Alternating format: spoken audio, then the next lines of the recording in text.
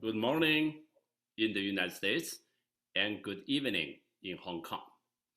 Welcome to the first event of Ink Art and New Music Creative Exchange Project.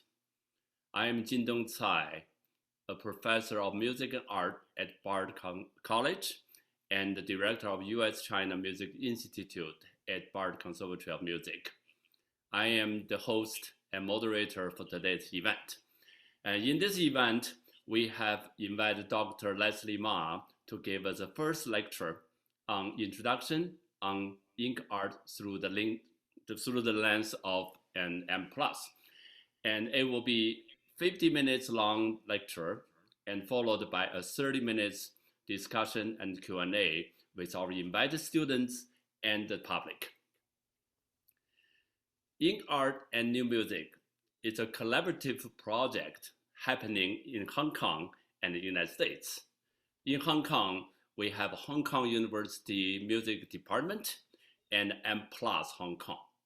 In the United States, we have Bard College at New York State and its Conservatory of Music, as well as the U.S.-China Music Institute at Bard College Conservatory of Music. The project is aiming to explore the artistic commonality and discover the innovative potential between ink art and new music. It is a project took more than, I think, around 3 years to happen. And it started 3 years ago when Bob Martin, who was the Bard Conservatory former director, and I visit Hong Kong and meet with Dr. Leslie Ma and Professor Yongping Chen to discuss and form the project. I'm so happy to see that we made it happen. Even we do have to overcome with the current pandemics and the geopolitical tension between the United States and China. As I always believe, the world of politics often divide people, but art and music always connect people. So our project has 3 phases. Phase 1, starting from today, we will have 4 visual lectures and exploring the connections between ink art and music. It will be conducted in master class style. And the first one with Dr. Leslie Ma from Hong Kong M+, and then the second one with Dr. Yongping Chen from the Southern China Normal University. And the third one is Professor Chen Xingyan from University of Hong Kong. And the last one with composer Dr. Shen Yawen. With each of them will be have a lecture on their own expertise. We have selected 4 outstanding composition students from Bard College and from University of Hong Kong. So members of the public are also invited to attend all the virtual lectures. Then phase 2 will be academic symposiums and compositional workshops for the select students to learn how to compose for the mixed media, mixed ensembles in this situation, which is combined ensemble with Chinese instrument and Western instruments. And phase 3 will be a series of concerts when all the new work has been created, and those new works will receive their world premiere in the United States and in Hong Kong, and given by the Bard Student Ensemble and with both Chinese and Western instruments. Hopefully, part of this, we can also send the ensemble to each other's campus to really perform on live. So this is a really exciting project. And to organize this project, I want to mention the 3 major organizations. One is where I am at the Bard College. The Bard College is a private liberal arts college in upstate New York within the Hudson River Historic District. The college was founded in 1860 and has a great reputation and tradition focused on art and music programs. The Bard Conservatory Music was founded in 2005. Actually, it's rather new, but has a very unique structure of a double degree program, which each student will have 5 years in the conservatory receiving 2 degrees. One is a music degree and one is a non-music degree. And also in 2017, Bard College created U.S.-China Music Institute for exploring music from contemporary China and for music exchange between the United States and China. It is the first conservatory in the West to have degree programs in both undergraduate and graduate level for Chinese instrument studies and for Chinese music studies in general. And in Hong Kong, the University of Hong Kong Department of Music was founded in 1985. It is part of the School of Humanities in the Faculty of Arts and is affiliated with the Hong Kong Academy of Performing Arts. The department has a critical role in Hong Kong's music life, providing a culturally enriching environment for immersive learning, especially integrated learning experiences in music.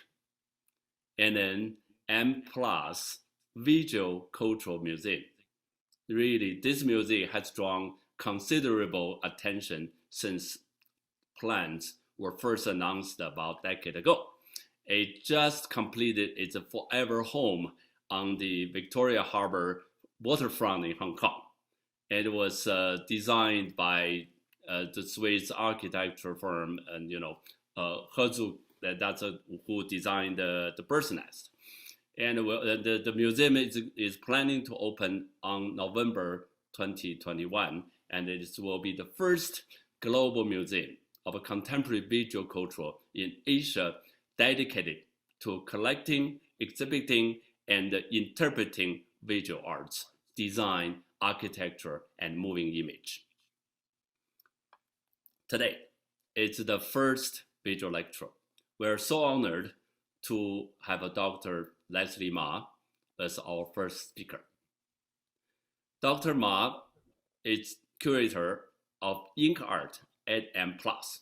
She has been leading the museum in collecting, exhibiting, and research on ink art since 2013.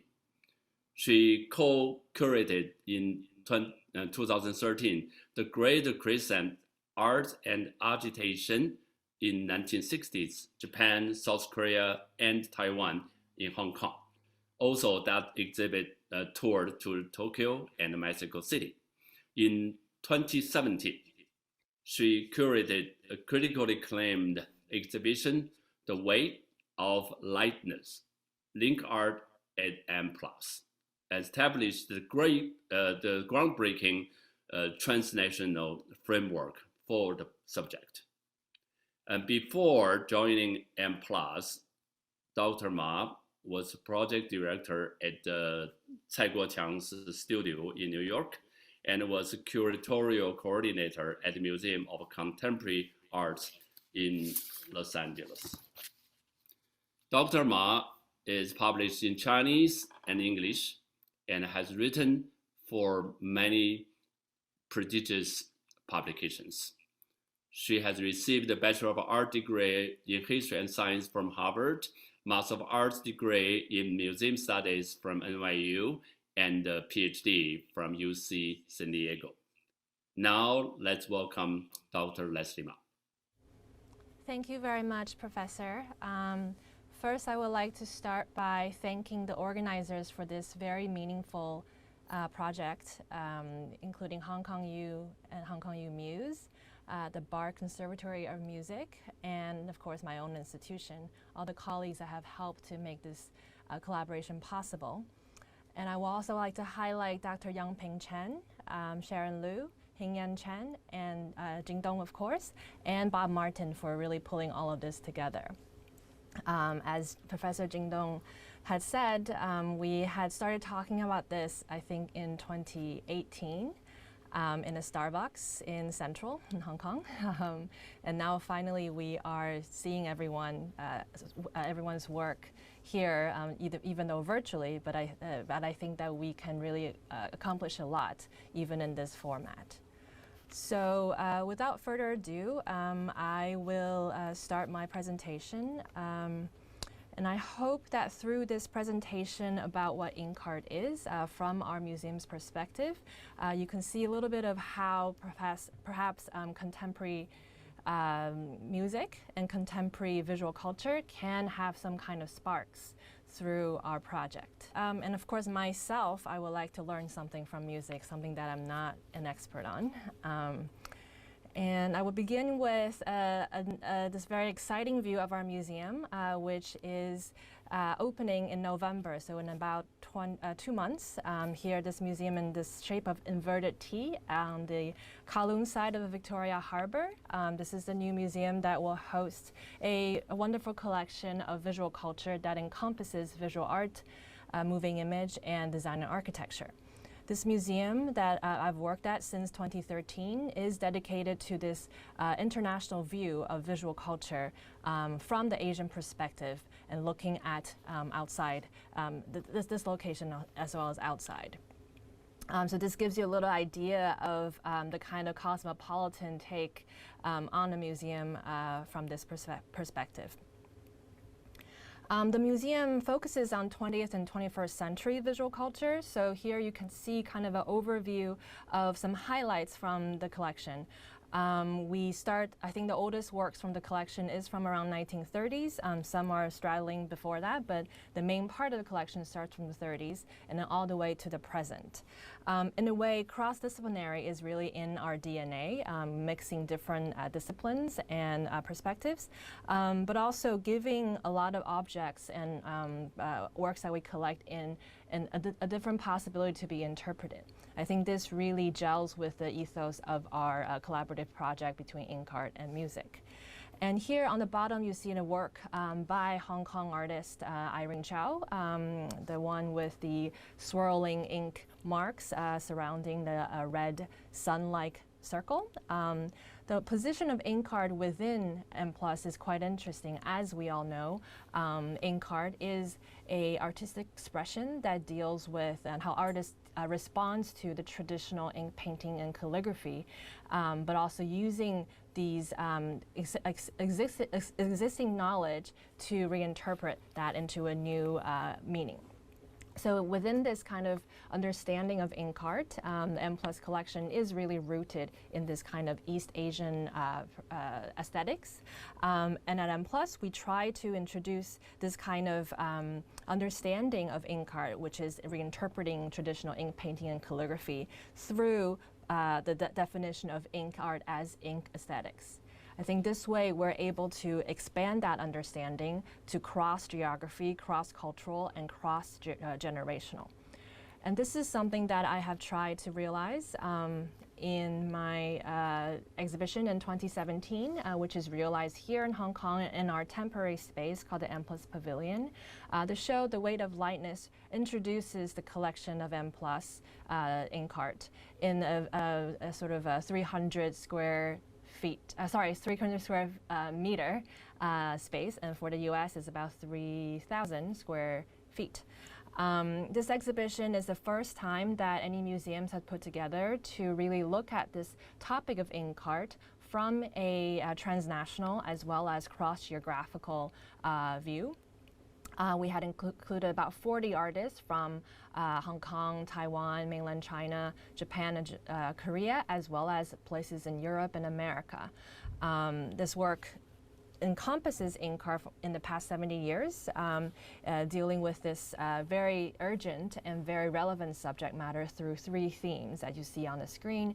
One is related to calligraphy and script, symbols, and strokes. The second is related to landscape, and the third one is in a specialist perspective. So here is some view of this exhibition. You see kind of perhaps very different from what you would expect from an ink art exhibition in the classical sense. We know that many museums in the world collects, including museums in Hong Kong and the Greater China region, as well as in the US, collects traditional Chinese painting and calligraphy from the dynastic times or pre-modern times, as specialists would say. But at M+, we don't have such traditional burden, but we do respond to that through the contemporary artistic expressions. So what you'll see in my next slides, you will understand a little bit more about what we mean by this ink aesthetics point of view. One of the aspects of that exhibition in 2017 was my wish to really expand the audience understanding and perhaps entry points into this idea of ink art. So what I had planned for this project back in 2017 is an image and a music program, which I invited Professor Liang Lei from UC San Diego, who's a composer, to assemble this list of music. I called it a playlist, a music program, that basically surveys 12 composers from mainland China, Hong Kong, Japan, as well as the United States, whose work had dealt with this understanding of traditional ink painting, in particular landscape, and calligraphy through their music.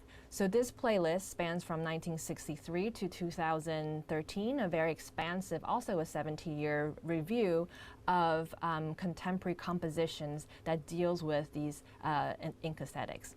So that was sort of a way for me to make that exhibition open to interpretation from the music perspective.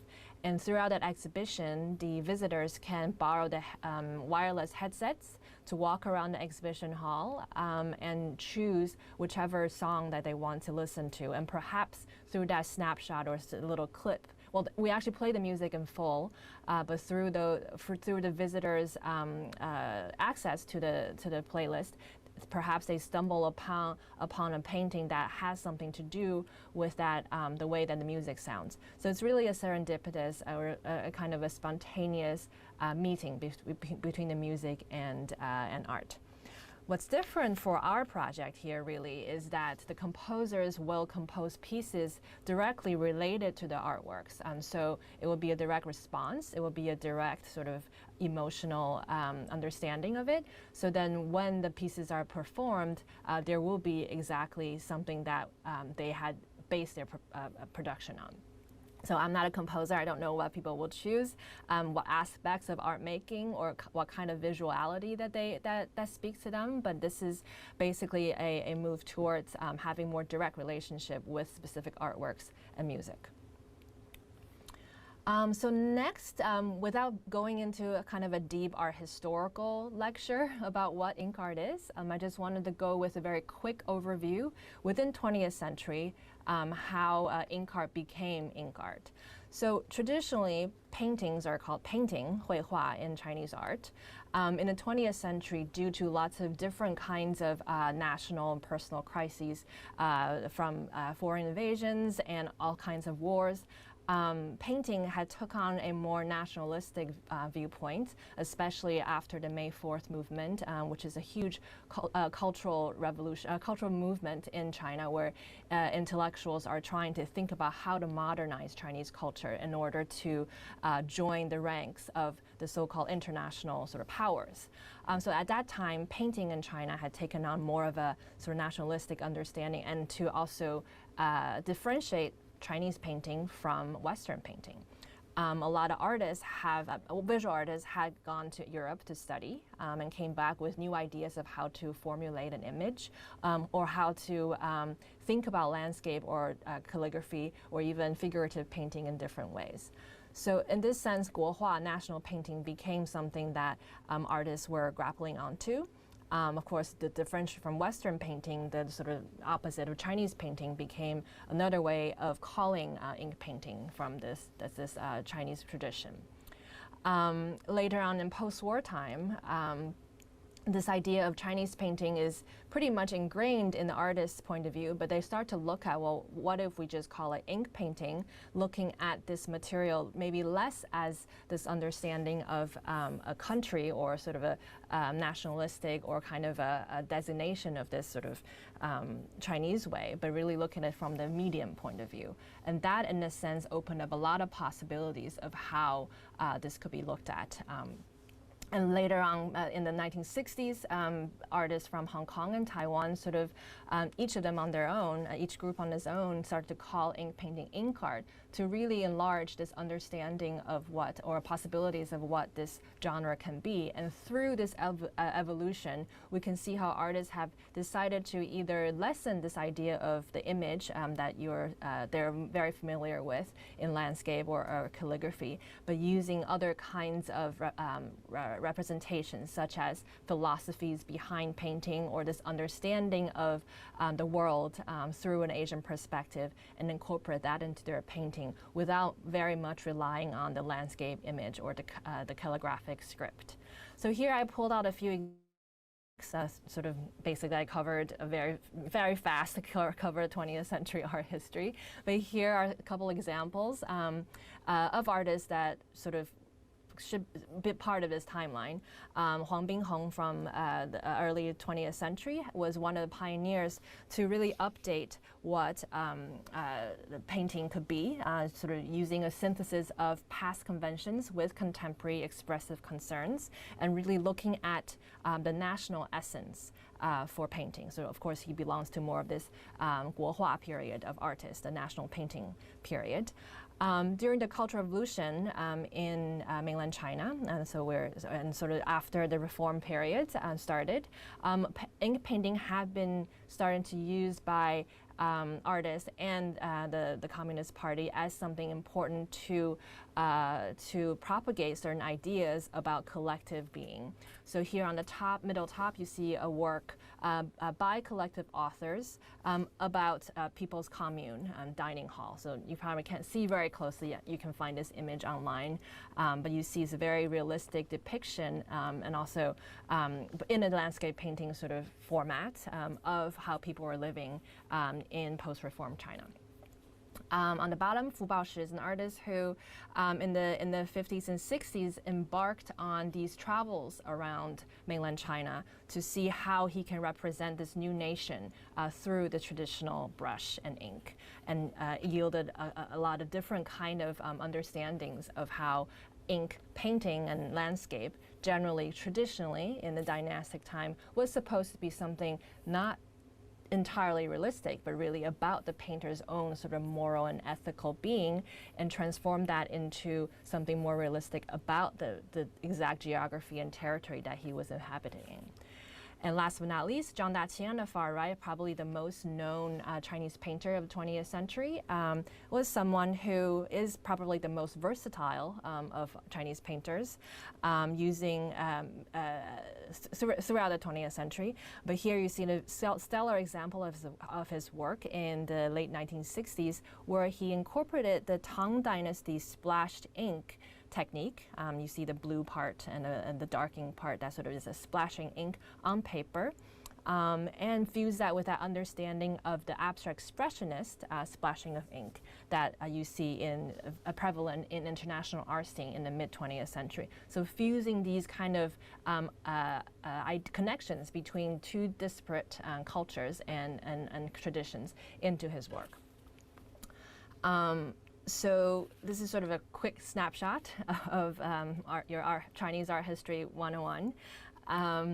But here I will dive into sort of the meat of the presentation today, really about works in the M+ collection that would give you a sort of a quick understanding of what we will work with today.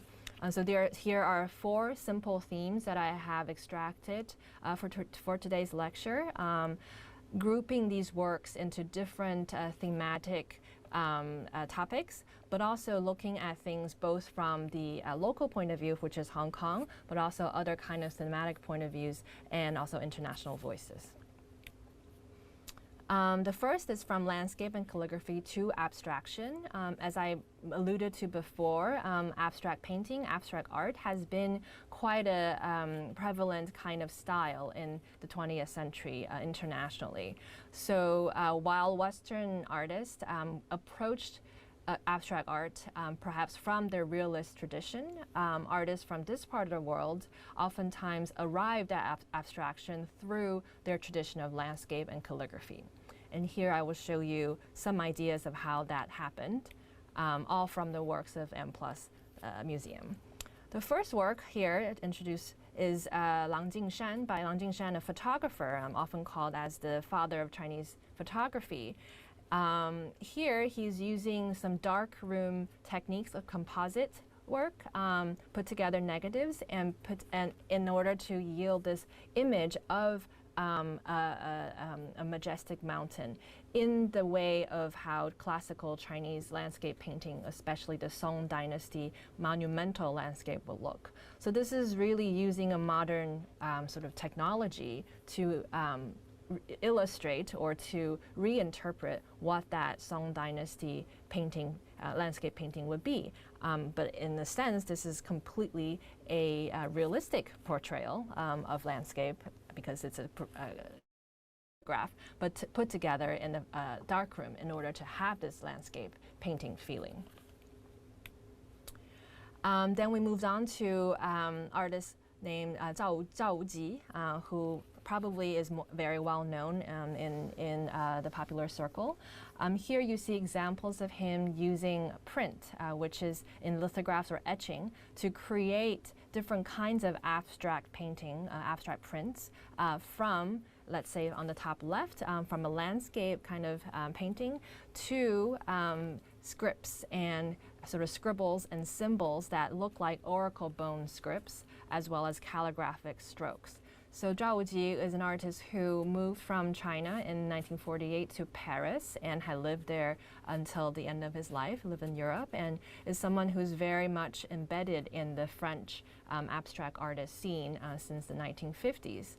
And here you see some examples of how he experimented with something he knew very well, which is the Chinese painting tradition of calligraphy. But infuse that kind of sort of primitive and primal understanding of the making of Chinese script, which is oracle bone scripts, and incorporate those kind of strokes and combinations into this kind of abstraction. Next are two works by artists, one named Lui Shoukun, a Hong Kong artist, and Tang Haiwen, a Chinese artist who had migrated from Vietnam from China to Vietnam to France. These two works have kind of an affinity with each other in this kind of inky, landscapey kind of understanding of a spiritual realm. I think Lui Shoukun's painting is more obvious, as the title is Zen, as in Zen Buddhist, Zen painting, kind of using the materiality of ink. Both of the artists use the materiality of ink to convey a certain kind of emotion and kind of expressive quality. Leading you to think about this kind of lofty, moralistic understanding of ink painting, ink landscape painting in the abstract way. Next are two artists who were working in Taiwan. When they were working from Taiwan and also moved elsewhere. In the case of Xiaoqing, but here Liu Guosong and Xiaoqing were two leaders in the modernist art groups in Taiwan. One is called Wu Yue Hua Hui, the Fifth Moon Painting Society, and the other one called Dongfang Hua Hui, the Eastern Painting Society. These two groups of young artists in Taiwan working in the late 1950s throughout the 1960s, they were mainland born and went to Taiwan after 1949 when the communists defeated the nationalists. These artists working in Taiwan wanted to really explore what their language, their artistic language is, while they try to take from the traditions that they took from mainland and then landed in Taiwan. So in this sense, they really wanted to break out from that sort of orthodox landscape or calligraphy language, use that to make their new painting. And so here you see their example of sort of Liu Guosong's work on the left. You see sort of an atmospheric look of landscape, but also this zigzagging calligraphic stroke, which you can see it as a broken calligraphy, but you can also see it as a typical sort of zigzagging trajectory of paths within landscape painting in a traditional sense. So this painting kind of give you the feeling of landscape, but it doesn't depict anything traditional. On the right side, Xiaoqing's work has these words, 混沌初开 inscribed on the painting, really referencing the beginning of the world in the Chinese imagination in the philosophical text, but using very simple color fields as well as strokes to kind of convey that kind of beginning of a Big Bang, the chaotic world, and the order that the painting wants to sort of depict. Next is one of my favorite works, artist Li Yuanjia, who also belonged to the Dongfang Society, Dongfang Painting Society in Taiwan. He went from mainland China to Taiwan and then to Italy and eventually settled and later died in the UK. But this work he made in Taiwan is a calligraphic abstraction, almost looking like a landscape scroll because it's so big, which is almost 7.5 meters long, sort of in the format as like a Chinese landscape painting scroll. However, it has nothing that looks like anything like landscape. It really seems to be a reduced symbolist sort of rendering of what a landscape, even a musical notation, will look like. When we really go into deeper of the compositional period, if any of the young composers are interested in this work, I can of course send you more detailed views of this work. But I also find this sort of perhaps the most close to what we're trying to do here, connecting ink art and music. What's interesting about this long scroll format is that the artist has signed on both ends of the scroll, so really giving this scroll an open-ended way of reading. You read from right to left, which is generally what Chinese landscape paintings orientation are. But for music, for instance, you read from left to right. So this is really an open-ended composition that gives a lot of possibilities to this format.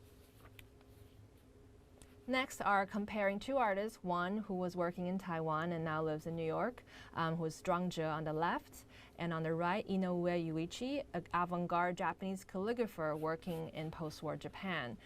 Both of them took inspiration from calligraphy. You can see these, they share this very strong use of black ink strokes, but neither of them use them in a traditional way to compose a character or anything that's readable.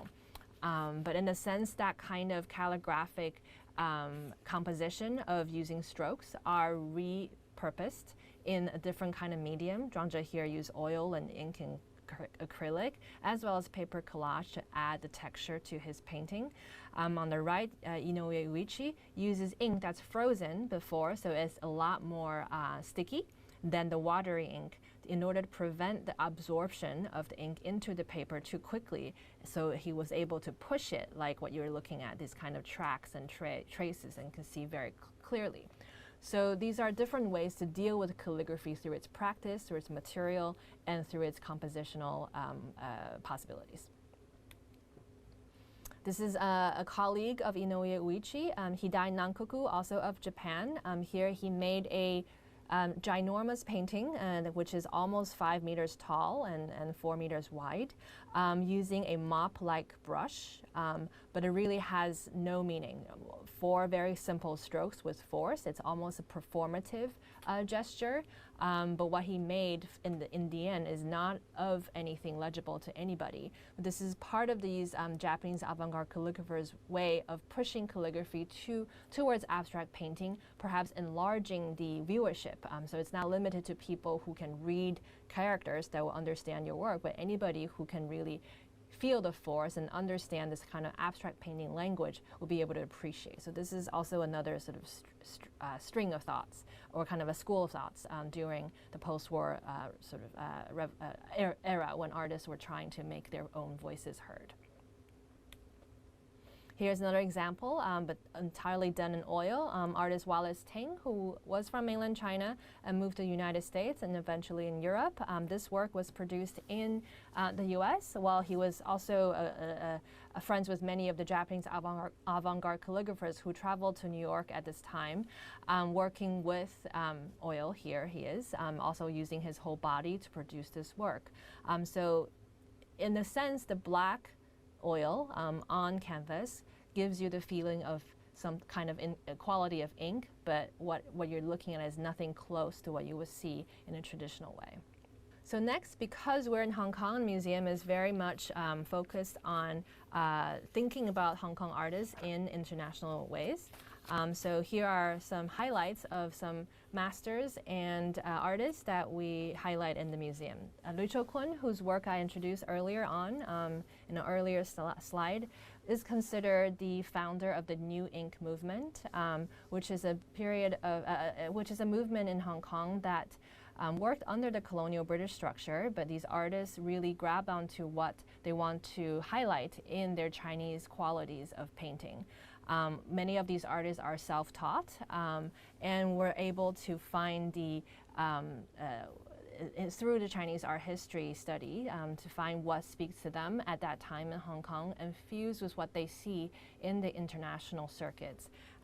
Here, Lui Cho-kun has many styles. Here are some exemplary styles where here another example of Zen painting on the far left, this kind of watery ink layer to create this kind of spiritual realm and this atmospheric feeling of landscape. In the middle, this painting has very few strokes, a very striking red dot in the middle, kind of also sort of highlighting this idea of less is more, perhaps.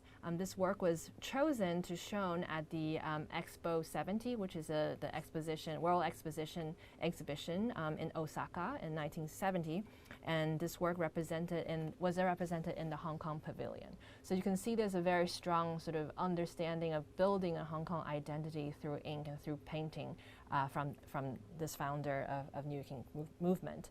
But at the same time, he also painted Hong Kong into art history. He sketched a lot around Hong Kong for his landscape, and eventually painted these scenes into using ink into his work. So in a way, Hong Kong as a formerly peripheral place within the grand history of China, through this kind of artistic rendering, became a very important part of Chinese art history. Irene Chow, amazing female artist who was the only female artist really in this New Ink movement in Hong Kong, tapped into her own female perspective, subjectivity, as well as her emotional being into her work. So you can see kind of a similarity of using red versus black as her teacher Lui Cho-kun, but really using in a different way. This kind of swirling circles is a recurring motif in Irene Chow's work. But also you can really feel that force field of this very intense ink sort of rendering in different kind of techniques to really draw you in and really evoke a kind of emotional response from the viewer. Wu Shezhuang, also part of this New Ink movement group, perhaps was the most well-traveled among the group. He studied design in the US in the 60s. And 70s, and was also worked as a curator for the Hong Kong Museum of Art back in the 60s. But his work really fuses both this kind of ink quality as well as design. So you can see a little bit of geometric composition in his work, and also the use of this bright blue, as well as a kind of a sort of a darker orange from this kind of design use in kind of acrylic and also commercial use of design colors in his work. Next is Lang Guiting, a very different style from his painting now, but here's an example from 1969, also kind of the title goes with Beyond Form, but you can really see this as an abstract calligraphy, really using the strokes to lead the force of the painting. Last but not least of this group, Gan Taikang, artist who's also a very famous designer in Hong Kong. Here are two works from his early period. On the left is kind of a surrealistic take of the cosmopolitan Hong Kong. You see the kind of a staircase descending down. You see on the top right of this painting, sort of a wheel from a car. So you don't really know what's happening, but this kind of day glow color in yellow and orange really gives you this idea of the car lights shining. But the entirety of this is really mostly done with ink. On the right side, the artist basically took the idea of copying masterpieces and using that to repeat this mountain formation in many, many times. So really taking the practice of copying and turn on its head to use that as the basis of a compositional structure. So you're looking at mountains after mountains repeated from a classical painting, but really taken into his own in this sense. The next is the script. We talked about how artists use landscape and calligraphy as the entry point to abstraction, but in this sense, the script of Chinese characters still very much remain an important part of ink art. Here's an interesting example. I would say that King of Kowloon is an artist who, during his lifetime, he wasn't really sort of considered in the sort of formal art historical way, but after his death, his importance has been reevaluated throughout. Here you see he's basically a graffiti artist, if you will, painting all around the streets in Hong Kong, claiming that the land that in Kowloon is actually his family's land. And here you see him overlaying his own calligraphy, writing down his sort of ancestral map, sort of lineage with his ancestors as well as his sons, but overlaying onto the map of Kowloon here, claiming the land to be his. It's quite an interesting take on what ink art can be in the street sense, but also in a subversive sense of authority. Xu Bing is an artist who many of you might have known already. In this work, Book from the Sky, literally things you cannot read, he had created in the 80s these Chinese characters from the radicals and the parts of Chinese characters, but none of them are actually legible. And he had used the traditional woodblock print technique to make these movable types and produce these books that look like they're legitimate books that have authority in literary history or political history, but in a sense when you open it, anybody who reads Chinese or not read Chinese can never really decipher what this is. So this is really a conceptual take about what scripts can be and what it does in our lives and in our society. The Yangjiang group is a group of 3 artists from the Pearl River Delta in the Guangdong area near Hong Kong. They're a group of artists who were thinking about this tradition of calligraphy and making calligraphy and the practice of calligraphy really fallen into sort of something that's not prominent or important anymore. So this kind of contemporary way of life really had left out calligraphy in that kind of daily daily schedules.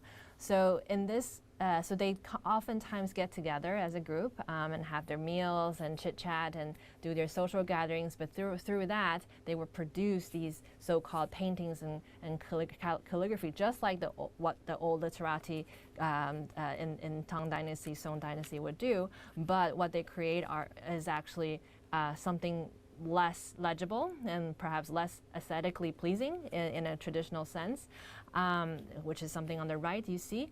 But on the left you see this sculptural piece called Waterfall, which is actually made up of discarded newspaper and basically paper that's been written on by this group and sort of crumbled together to make this kind of sculptural inside and threw on wax to make it stabilized. So it looks like a scholar's rock in traditional painting and setting or traditional living, but it really is a pile of garbage that's basically aestheticized. And last but not least, in this section about scripts, Dong Yangzi, an artist who works in Taipei, Doesn't do anything that the previous ones did that I introduced. She sticks to the importance of Chinese character as a main understanding of Chinese culture. So in her work, she still writes Chinese calligraphy.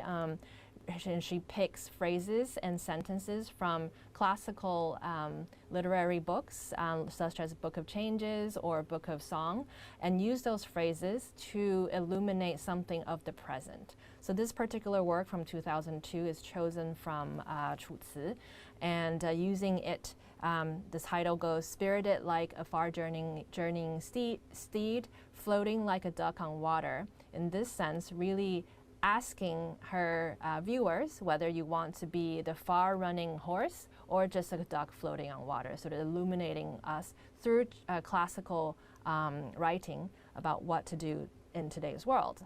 But when you see her calligraphy, it's almost pushed to a kind of abstract sense. The lines are floating, flying, and kind of has different kind of cadence on this really massive piece, and really allows as she emphasizes that the lines and dots really stand out. And so if you don't read Chinese characters, that's also fine because the title tells you what it says. But you should also be able to feel that kind of force and that kind of understanding of the phrase through the way the work, the characters are written. In my last section about transnational voices and cross-media potential, I'll introduce a bunch of artists from different places. Some might not be of Asian descent, but they use the philosophies and understandings behind Chinese or Eastern works in their works.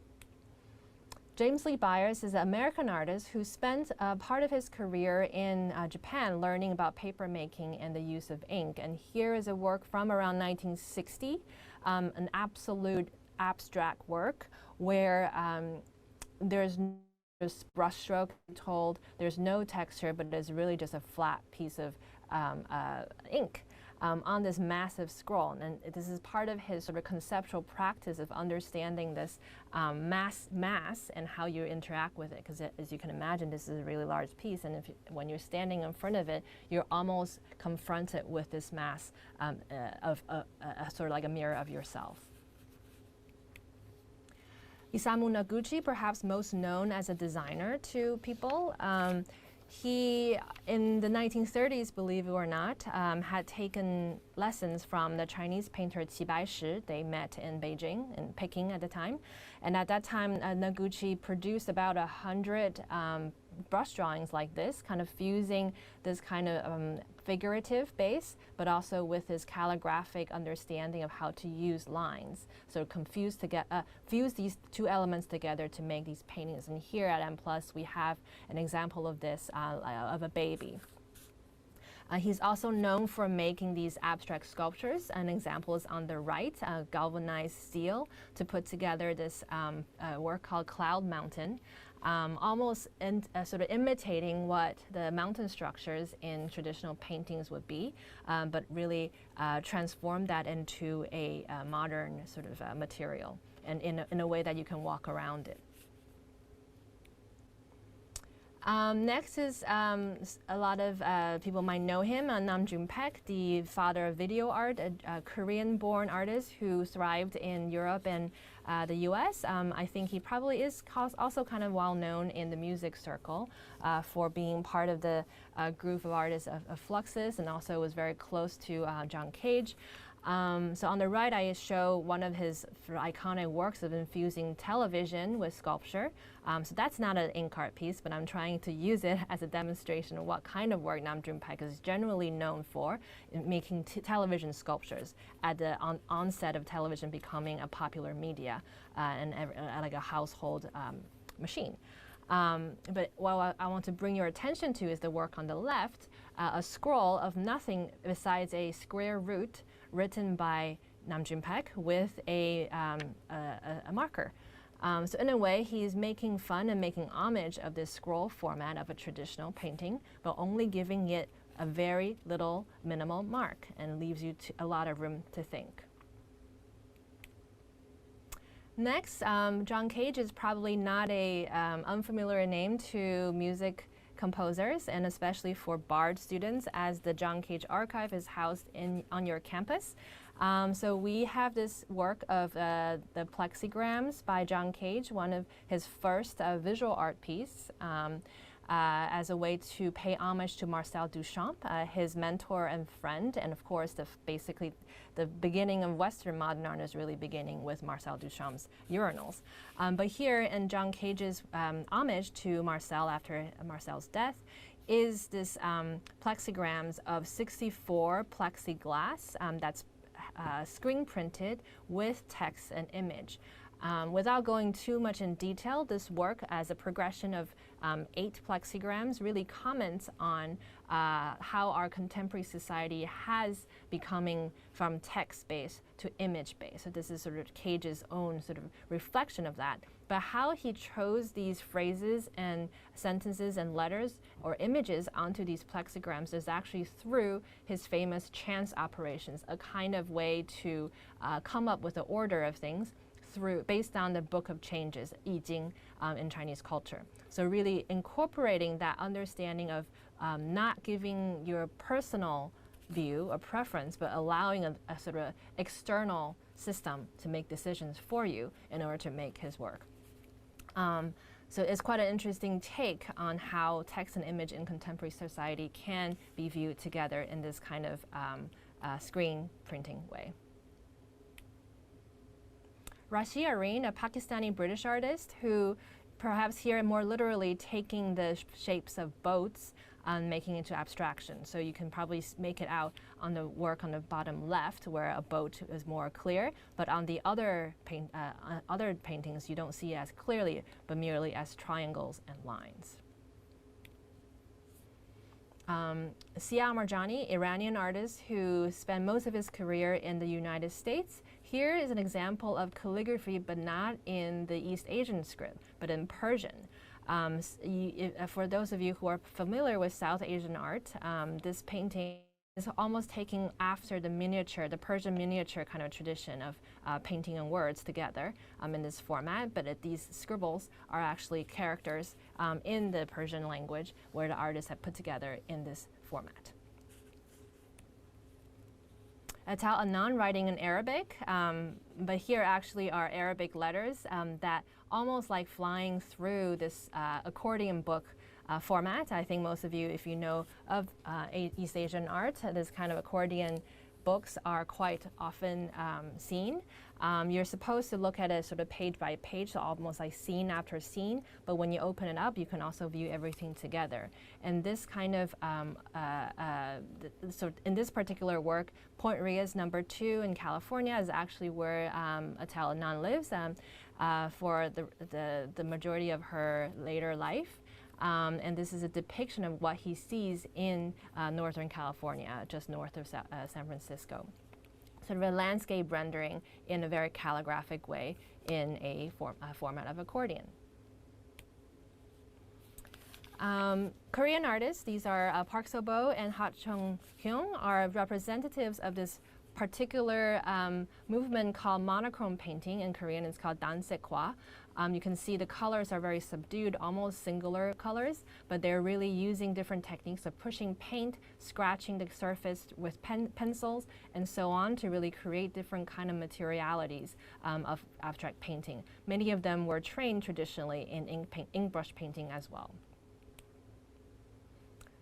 Li Huasheng is a mainland Chinese artist where you see on the far right kind of example of this larger painting. You see it from afar, it almost looks like a piece of fabric, but if you really look at the detail, it's really a bunch of dashes, dots, kind of making a grid. And in a way, the kind of flow and ebb is really based on the artist's own sort of muscle and his emotions daily. And so it's really a meditative piece, but really appending what a Chinese sort of landscape painting is. Li Huasheng had a very successful career as a landscape painter, but in the 90s switched this new style of really using dash and dots as his basic language. Shim Kyung-ja is a Korean female artist who still works in Seoul. Here you're looking at her work using rubbings of tree barks as well as Korean tiles and put together in a collage, kind of almost like a marine-like composition with many different kind of colors. And I just want to emphasize that the rubbing technique is really a traditional technique of rubbing through either for calligraphic scripts or for all kinds of other purposes. So she's really incorporating a very age-old, century-old technique into a contemporary composition. Yu Peng, a Taiwanese artist who was self-taught and really incorporated the sort of charcoal painting sketches, that kind of technique, into his ink works. This painting, probably not from previous works, you will see a lot of spaces, a sort of blank space in paintings, kind of referencing the Chinese aesthetics. But here, Yu Peng is using something so full you can barely see an empty space on the painting. So this is his way of really trying to deal with this idea of being an urbanite. He's born and raised in Taipei, a rapidly developing city, especially in the 80s and 90s. Kind of an urbanite sort of way of thinking about or dreaming about living in a sort of landscape and scenery. But you can still meander through this painting, kind of like how you meander through a traditional painting as well. I'm down to my last few slides, but here are examples of artists working with different motifs in Chinese painting and making them modern. Here, Peng Wei, an artist living in Beijing, paints these rocks. Scholars' rocks are formidable symbols of Chinese artists' way of seeing the world, and here she represents them in ways that are basically cutting out of context, but also not using the traditional way of textures to create them. Yuan Zhan, a painter who worked for the majority of her life as a conservator at the National Palace Museum in Taipei, restoring works. She's seeing a lot of good things from dynastic time and imperial collection. And here she basically uses different kind of motifs, like the peaches, 9 peaches in the middle as an auspicious symbol, and reincorporate that into this larger painting of a centerpiece as well as a couplet. So there's nothing represented here in a traditional way, but the format itself is, and the symbols themselves, and these actual peonies and rocks are very much common in Chinese works. Hao Liang is probably the youngest artist that I presented in this whole presentation.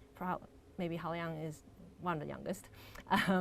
He is a group of artists who studied traditional painting and really migrated what the traditional painters have done into his contemporary work. So in a way, his painting references many different artists from different dynastic times and putting them all together in a different kind of composition and understanding.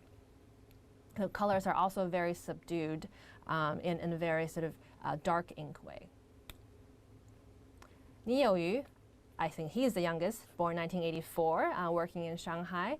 Here he takes a landscape scene and basically created a sculpture, but kind of a desktop sculpture where you can look at. So he literally takes the mountains and the scenery and making it into a rock, into a box, and almost like a museum, like a collector-like habit of looking at the precious landscape in a case. This work by artist Wang Peng in 1984 has less to do with landscape and calligraphy, but really with the body. And here you see very clearly sort of a body print out of ink, and this is where he took a radical move, just putting ink all over his body and roll around these pieces of paper and did his performance. The last artist in this presentation is artist Qiu Anxiong, who uses animation as his medium and conveys these different understandings of ink art through his work. So this first work, I think you can see more about how this kind of atmosphere of a traditional painting would look like in animation. Here I play a clip.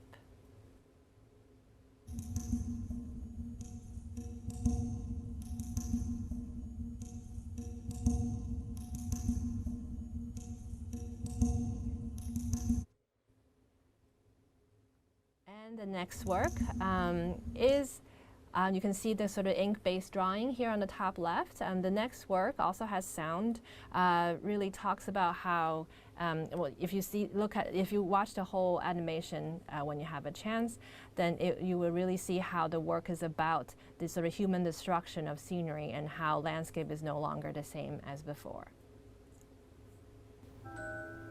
But you can really see that the basis of the painting in basis of the animation in painting here.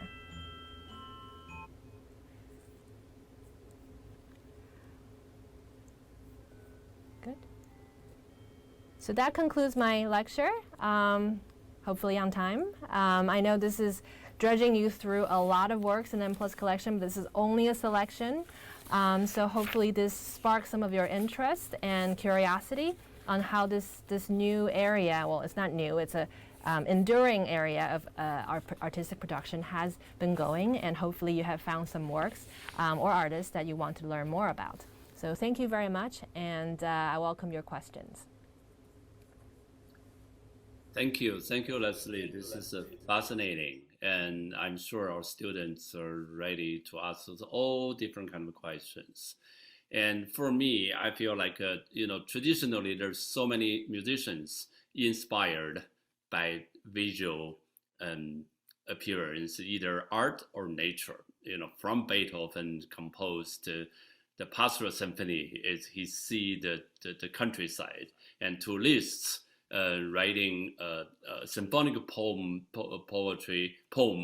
about a painting, or later on 20th century, Hindemith, or like you said, John Cage, and have been working on between those two different genres. And my personal question I ask you is actually, so it's who are the leading artists in Asia now, really purposely working combine different genres, like especially fine arts part, visual art, and the song part together? I think there are quite a few. So one of the homegrown, meaning Hong Kong-grown artists, Samsung Yang, Yang Jiahui is one artist who's really, he's trained as a composer actually, but his work is related to both music and visual art, and oftentimes presented in large installations. So he might be one person that people might be interested in digging deeper into. Artists such as Yuko Mori of Japan, she also works with a different kind of everyday sounds, very much affected and influenced by the John Cage generation, but using ordinary objects to create ambient or kind of unexpected sounds to make these installations in museum galleries that can be experienced not only by listening but also by walking around and seeing. So these are some examples of artists working today sort of make sound as part of their work. Of course, there are plenty of artists who make visual work with soundtracks and things like that. So those are kind of different, a little bit different from, I think, what you're asking. Yes, you have been working with Cai Guoqiang. When he composed piece, does he really have a certain sound of a kind of sound he has in mind when he created work? So for those for you who don't know, Cai Guoqiang is a Chinese artist based in New York since the 1990s, 1995. I worked with him in the 2000s, from 2005 to 2009. So it's a while ago now, but he's known for his gunpowder explosions, as in outdoor explosion events, as well as making gunpowder explode on paper to create paintings. So I think the sound that most resonates with his work is really the explosion sound of all different scales, and the kind of impact that produces. So the sound as well as the visual quality, whether it's an outdoor explosion or an explosion on the aftermath of explosion onto a drawing, those are perhaps that will most stand out. But I wouldn't say that he makes his work with the sound sort of in as a main component of conception. Yeah. Okay. Any questions from our students? Hi, my name is Olga. I'm a composer at Bard Conservatory, Hello. and I also study visual arts. So I'm very curious about this. Your Thank you for your presentation. It was very interesting, and I learned a lot. I have a couple questions. First thing is, it sounds like from your presentation, ink art is more of an aesthetic category, but not even because it's kind of like, it sounds like anything that's sort of evocative of a certain aesthetic tradition rooted from musician. It doesn't have to be like, it's not a material category. It's not about using ink, and it's more about having some sort of characteristic of ink art. And it sounds like it's both a very restrictive category, but also very open-ended.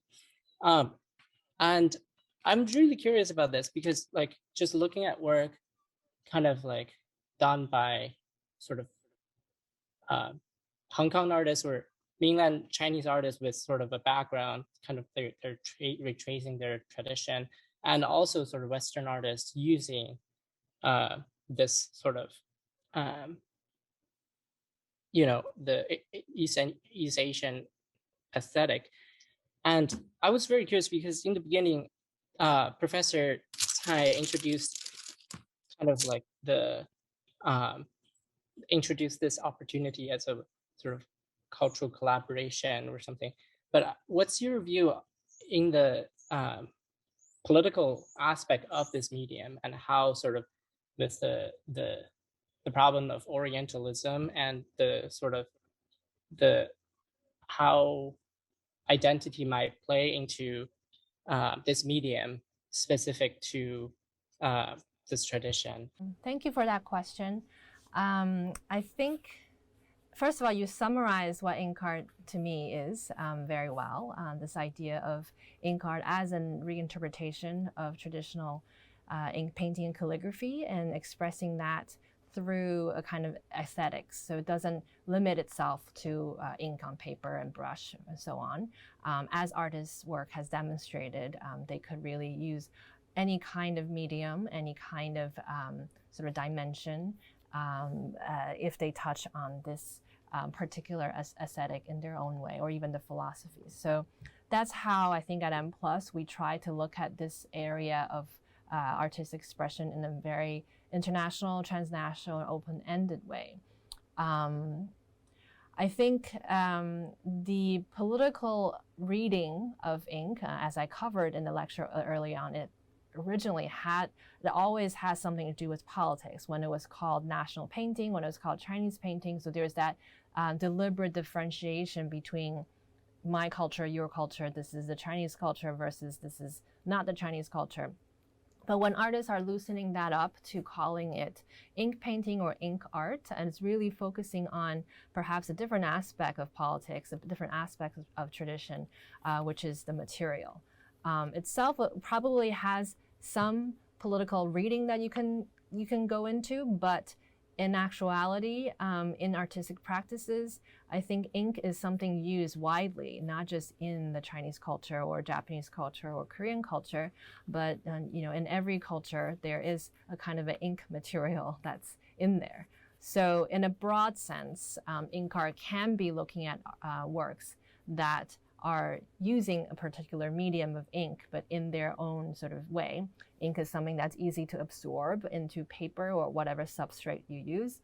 It's different from oil or acrylic that has different kind of material quality. So that's also something that we can use as a way to explain that openly. In the case of Orientalism, I think maybe you're referring to non-Asian artists who are referencing or using different strategies from or philosophies as a strategy to diversify their own trajectory. I think the way that I've been looking at it is quite careful to look at how they actually incorporate those ideas into their work. For John Cage's sake, he had used this idea of chance operation quite early on from studying with D.T. Suzuki to understand how Zen idea is should be understood, but also the way that John Cage had used the Book of Changes, the I Ching, is really kind of changing it, adapting it to his own use. So he's not using it as a divination tool per se, which is what the original way it should be used, or as a way of guiding our sort of life decisions in many different ways. But he's really using that as a mechanical compositional tool. So as an artist, you're using all kinds of, you're having your material, you're having your instruments, you're having your story, whatnot, but you need to have a compositional tool. And I think he used it quite brilliantly, borrowing this other way of making composition from a different kind of culture and into his own. And in a sense, the way that he used it is almost cultureless, because it's basically calculations and kind of, by chance. So I think maybe that's one example of how I see it as quite a sort of brilliant way of usage. Another example is James Lee Byers. He actually went to Japan he lived there for 10, 15 years to really learn about paper making, about how the ceremonial understanding of ceremonial sort of rituals in Japan, and the way that he make the works are not really imitating that. He's really kind of taking that as a clue, but also merging what he knew really well as the conceptual art strategies from the U.S., fusing it together. So I think I can use these two examples to sort of explain how I think about how to think about this. Of course, it's not like anybody who wields a brush and sort of fling it around who I would count it as good ink art. It could be ink art, but there's also different things that we have to consider when it comes to a museum collection. Hope that touches a little bit on what you're trying to get at. It's quite a big question. That was a brilliant answer. Thank you. Yeah. So thanks a lot for your sharing. Yeah, it's quite interesting. And I was trying to find a relationship between painters and musicians, and also between color and tone colors, actually. So as you mentioned, music can be a lot of forms, like conceptual music and chance music, and so on. And by the way, John Cage is my favorite composer. And yeah, so I noticed there was a work by Ding Xiongquan, and you mentioned that he painted this work by his whole body, right? So I think it's quite interesting, because it's about performative performative body in English, and we can do sort of body percussion, for example, or in other forms among different instruments. So I'm wondering if it's a normal way to paint in body, yeah. So I'm quite interested. So could you please just introduce a little bit more about the body work? So thank you for your question. That's really interesting, because using the body as part of the process of art making is really a strong strand, a strong topic within 20th century visual art. This is East and West throughout, this idea of using the body not just as the vehicle, but actually as the material, or as the carrier of the colors is quite prominent.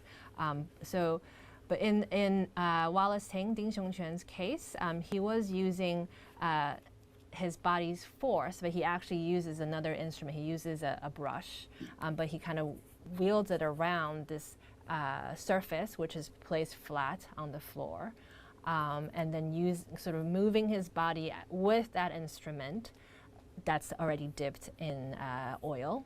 So kind of dance around, with its own kind of spontaneous action to make work.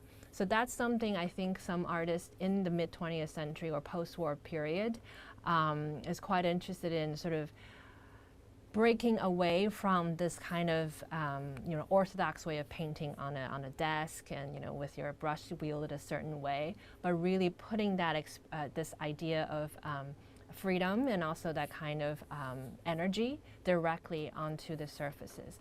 And we're talking about artists from the East Asia, but if you think about abstract expressionists in New York, Jackson Pollock very much wielded his didn't use a brush anymore, but uses different ways to drip paint onto the canvas. So that also creates a lot of more spontaneity, a lot more possibilities of how these colors and forces can sort of bodily energy can work together.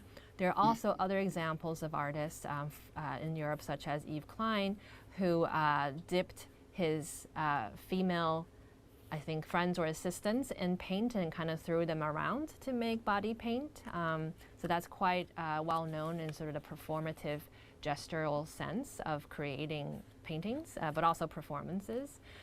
In Japan, post-war Japan, this group of artists called Gutai, Gutai artists, they also, a few of them also created works through these kind of performative actions, really dramatic.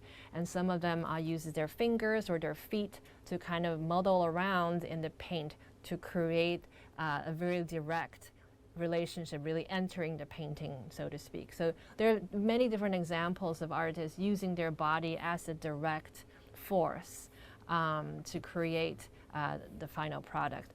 Sometimes they actually care about what the final product is, and that's the product. Sometimes it's actually the process that matters more. So it depends on which artist you're talking about, but I'm just giving you a very quick sort of survey of possibilities of understanding that bodily action. Thank you very much for your. But I should add, in classical Chinese art, there are artists also who in classical in these writings, the literary evidence, you can see that artists using their hair, using their hand to paint, but they were considered sort of outliers. Sort of unorthodox, and so you wouldn't really see that sort of well documented or so on, but they did exist. But I think it's really in the 20th century when also the image of an artist, the photographic documentation or the video documentation of artists doing these things in a very performative way also gave performative actions in painting or artistic practice another dimension. Yes, hello, I'm Austin. Hello, Dr. Ma, and hello, Dr. Chai. So yeah, I'm a composer from Hong Kong U, and I have a question actually regarding the color that is used in ink art. Because before this talk, I actually think I actually feel like ink art is more like the contrast between the white and black. Like usually their pictures have a lot of white space, and there are like maybe sometimes a few black textures, and it's kind of really sticking out. But generally, after this talk, I kind of feel like there are more and more colors going on in there, especially in these contemporary arts. And when I see this, just watching the pictures but screen, it's kind of like sometimes it's similar to a painting, like ink art is kind of similar to a painting if I can't see the texture. And so what do you think? I mean, this kind of evolution maybe from previously more abstract and more like more minimal maybe, but now we're getting more and more colors and more information in these yeah. Good question. I think maybe the way that I presented the slides kind of sort of become this way, so that there are more and more colors. But I also think that ink and color has always been in classical Chinese paintings. It's if you see these classical paintings, of course, if it's from the Song Dynasty, the colors are there. It's just very muted, and because it's old. But there are these colors, and I think artists really try to incorporate that into perhaps later paintings these days, because that's something quite, in this image-saturated world, colors are quite prominent. But I can say that yes, the common perception of ink paintings are always black and white, and also a lot of blank spaces in the space, blank spaces in the painting often, because that's one part of the aesthetics of classical works. But I don't think.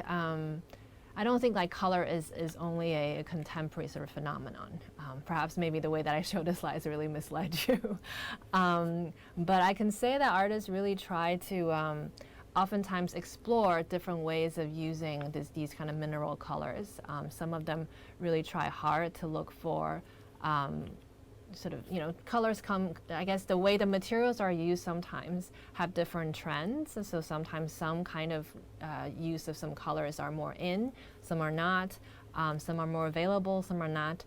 But one, I guess, historical evidence is that when there's acrylic that's available to the commercial world, artists often use very sparingly because it's expensive. So even though it's a water-based material that can oftentimes be used next to a traditional ink, artists use it quite carefully. So sometimes you see single colors of especially some Hong Kong artists focusing on particular color.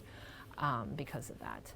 In my perception is like a lot of pictures have a very far view, like you're looking at some, like when you say the landscape, it's usually very far. Is there any artist that kind of focus on like very micro looking, like kind of zooming in something and looking something really big? Not in my presentation, I think. But I think that's an interesting observation, because oftentimes when you look at I kept referring back to Song Dynasty painting because that's the most, the strongest image and most enduring, perhaps. You see it as a feeling, because the very detailed textures that the artist had created using a brush, when you're standing in front of a painting that's 3 meters tall, you don't actually see the sort of the details of that. You really see the collective feeling that this whole thing conjures. So this massive, I'm thinking about Fan Kuan's Xishan Xingyi Tu, for instance. You have this massive mountain and the small person, right? So then that is really the sense of scale it's trying to convey to you. So of course that idea of being far away as a viewer is inherent in this way of construction. But yes, there are artists who focus on a piece of rock and then really painted in detail of that there's that too. So it's really, I think that the fun thing about Chinese landscape painting is that the perspectives of painting is shifting. So you have the close range view, middle range view, and the far range view all together in one. So that's also sometimes how artists play with that in a contemporary sense. Yeah, hi, I'm Samuel, student composer from Bard Conservatory. And thank you, Dr. Ma, for your presentation. It was fantastic, very interesting. So I have a question for you with regards to kind of the contemporary art scene now. So you mentioned the new ink art movement and how that was kind of contemporary to the 1950s to the 1970s. And I was wondering if there is a new sort of stylistic aesthetic that has come to dominate the modern art scene in Hong Kong and mainland China now, or if ink art is still kind of the preeminent form of artistic expression.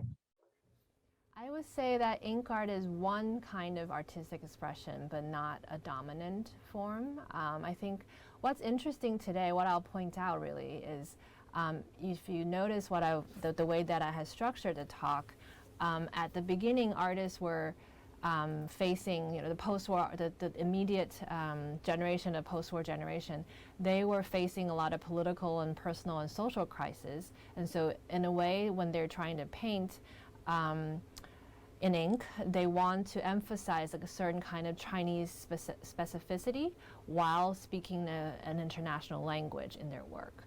So that kind of choice of making ink works is particularly tied to their understanding of what their mother culture is.